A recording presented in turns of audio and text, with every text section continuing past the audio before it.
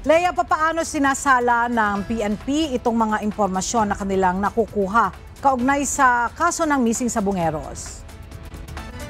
Magandang tanghali sa iyo, Ella. Nagsasagawa ng mahigpit na verifikasyon at assessment ang Philippine National Police.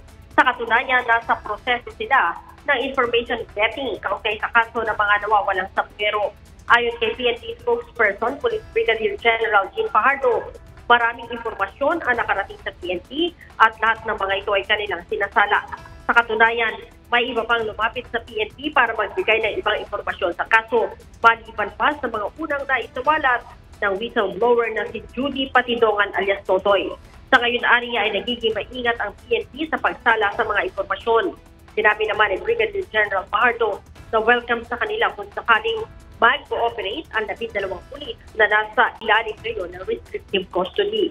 Layunin aniya nila na makamit ang hustisya para sa mga biktima at sa kanilang mga pamilya.